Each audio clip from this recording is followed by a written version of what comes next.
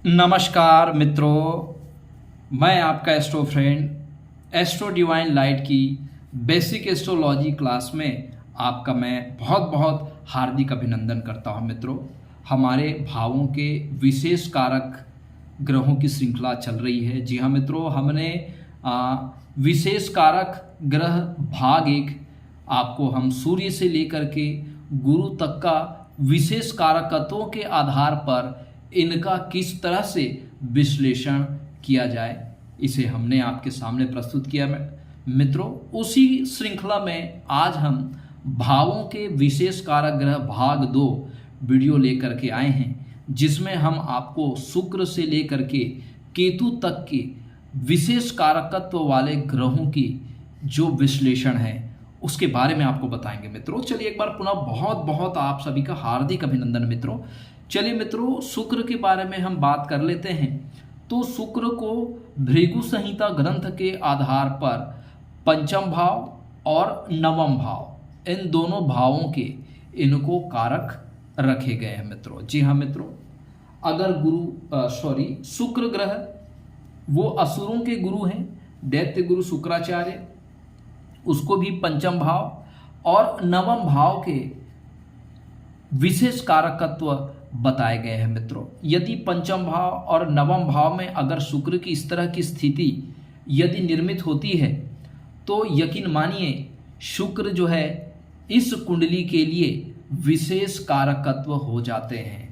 या तो वो पंचम में बैठा होगा या फिर वो नवम में बैठे होंगे। मित्रों, तो ऐसे जातक की शिक्षा जो है वो बहुत अच्छी होती है, ऐसे जातक की उच्च शिक्षा भी बहुत अच्छी होती है, ऐसे जातक के जो संतान होते हैं वो आज्ञाकारी होते हैं, ऐसे जातक जो है लंबी धार्मिक यात्रा से इनको फायदा होता है। मित्रों, और निश्चित रूप से इनको एक अच्छी लाइफ पार्टनर, एक अच्छी जीवन जो साथी होती है उसकी प्राप्ति होती है। जातक बहुत ज़्यादा लग्जरियस और कंफर्ट होता है। पूर्व जन्म में किए गए अच्छे कर्मों का फल जो है वो इस जन्म में जातक को प्राप्त होता है, इसलिए उच्च कुलीन परिवार में इनका जन्म होता है और इनके जीवन में सुख सुविधाएं, लग्जरियस और कंफर्ट के जो साधन हैं वो इनको उपलब्ध होते हैं। जीवन में कभी भी इन्हें दुख का सामना करना नहीं पड़ता। मित्रों, और इनके जीवन में समस्त प्रकार के सुख सुविधाएं इनके प्रारब्ध के कर्म के अनुसार इनको प्राप्त होते हैं। जातक एक राजा तुल्य जो है मान सम्मान, पद प्रतिष्ठा और समस्त प्रकार के भौतिक और सांसारिक सुखों का ये भोग करने वाला होता है। मित्रों, चलिए मित्रों, अब हम शनि की बात कर लेते हैं। तो शनिदेव जो है वो तीसरे भाव और छठे भाव में यदि कोई भी लगन की कुंडली हो सकती है।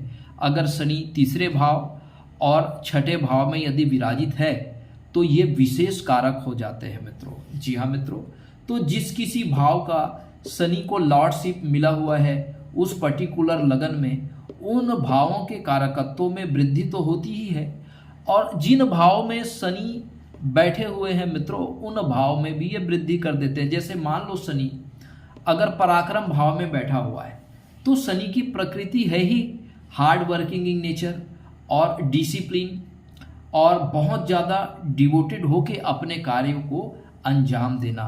जी हाँ मित्रों, तो ऐसे जातक जो है उसकी जो मेहनत है, उसके एफर्ट है, उसके पराक्रम में वृद्धि हो जाती है। मित्रों, और जातक होते ही है हार्ड वर्किंग, तो ये अपने प्रोफेशन को ये बहुत अच्छा बनाते हैं। निश्चित रूप से ऐसे जातक जो है वो एक माइनिंग इंजीनियर हो सकते हैं, ऐसे जातक जो है वो सिविल कंस्ट्रक्शन से जुड़े हुए कार्य कर सकते हैं, ये मजदूरों से जुड़े हुए ये बिल्डर हो सकते हैं, ये ठेकेदारी में काम कर सकते हैं, ये कोई बहुत बड़ा इंडस्ट्रियलिस्ट भी हो सकते हैं, और इनके जीवन में कभी भी धन की कमी नहीं होगी। ऐसे जातक जो है वो अपने जीवन के विपरीत परिस्थितियों को अपने साहस और अपने पराक्रम से उनको वेन ओवर करते हैं। और ऐसे जातक जो होते हैं वो अपने गुप्त शत्रुओं को गुप्त युक्ति के माध्यम से उनको ये परास्त करते हैं। ऐसे जातक को निश्चित रूप से मित्रों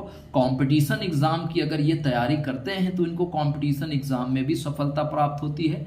पैतृक संपत्ति से जुड़े हुए अगर कोई विवाद इनके जीवन में है तो वो कोर्ट के जो डिसीजन है वो जातक के फेवर में प्राप्त होते हैं। जी हाँ मित्रों, ऐसे जातक जो होते हैं वो शत्रुहंता होते हैं और इनके अंदर जो है वो रोग से लड़ने की प्रतिरक्षा प्रणाली जो है वो प्राकृतिक रूप से मौजूद होती है। जी हाँ मित्रों,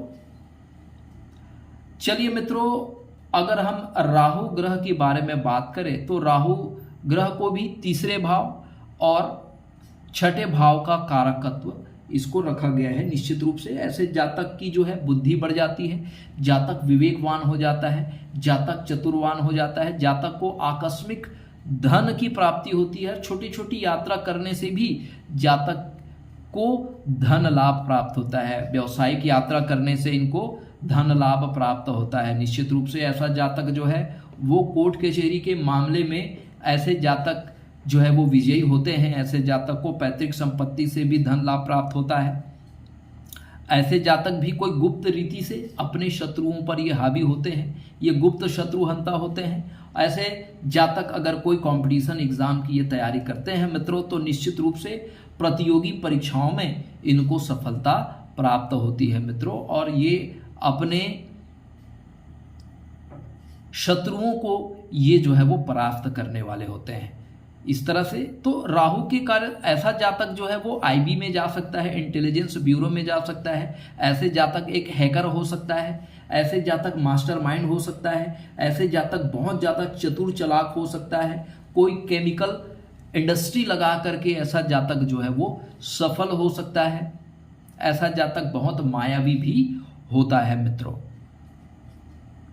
चलिए मित्रों, अगर हम केतु ग्रह की बात करें तो केतु ग्रह कोई भी लगन की कुंडली हो, अगर केतु ग्रह दूसरे भाव में बैठा हो, अगर केतु ग्रह अष्टम भाव में बैठा हो मित्रों, तो भृगु संहिता के अनुसार हमारे शास्त्रकारों ने इसे इस स्थान पर विशेष रूप से कारकत्व प्रदान किए हैं। जी हाँ मित्रों, तो केतु जो है वो धन स्थान और ये हमारे अष्टम भाव के में अगर ये विराजित हो तो ये जातक को बहुत ज़्यादा आध्यात्मिक बना देता है। जी हाँ मित्रों, यहाँ पर केतु जो है जातक को कोई गुण विद्या से जोड़कर जो है वो सफल बनाता है। ऐसे जातक को गड़े धन भी प्राप्त होने की संभावना बनी रहती है। ऐसे जातक जो है वो अपने कुटुंब परिवार के सहयोगी होते हैं, कुटुंब परिवार के प्रिय होते हैं और कुटुंब परिवार से भी पर्याप्त रूप से इनको सहयोग और मार्गदर्शन की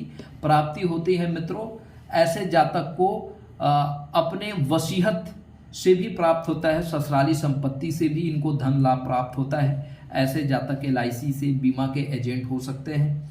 ऐसे जातक आध्यात्मिक बहुत ज़्यादा होते हैं और आध्यात्मिकता से जुड़ करके धर्म कर्म से जुड़े हुए कार्य को ये करने वाले होते हैं मित्रों, और ये परमार्थ की दिशा में ये लगातार कार्य करते हैं। ये एक अच्छा एस्ट्रोलॉजर हो सकते हैं।